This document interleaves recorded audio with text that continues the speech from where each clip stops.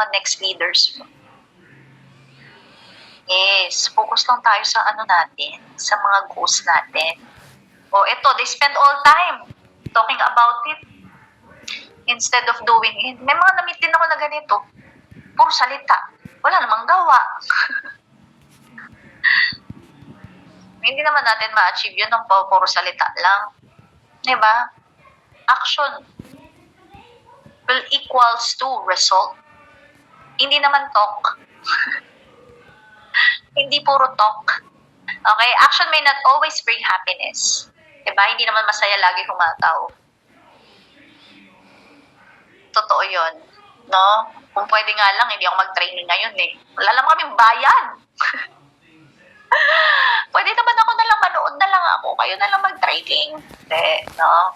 Pero, diba, masaya din yung feeling na, alam mong, hindi man kayo lahat na-inspire ko, hindi man kayo lahat ay naturuan ko for today. Alam mo naman yung sinasabi ko eh.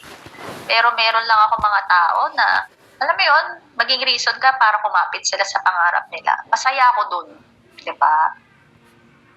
Ikaw maging reason ka, yung post mo na, alam mo yun, makapag-inspire sa iba, sa mga nangihina. Ang sarap kaya ng ganun. Maging source ka ng positivity. Kasi, yun nga, dami ng negative. Huwag ka nang dumagdag. Yes, trabaho lang to.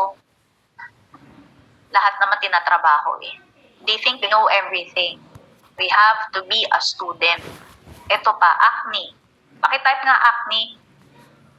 Masyado mong ang dami mong alam. Ikaw na. Ikaw na ang malupet. Okay naman yun. Pero minsan, kailangan pa rin natin mag-humble down and to listen. Lalo na sa mga mentors din natin. No? And sa alam mong matututo ka. Alam mo, hindi naman porket kami yung mentor mo, kami lagi mong papakinggan eh. Kasi may mga bago na matututunan ka, wisdom na meron sa kanila.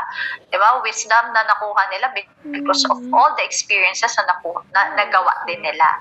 Okay? So, always lang, aside from us talking, diba? We have to also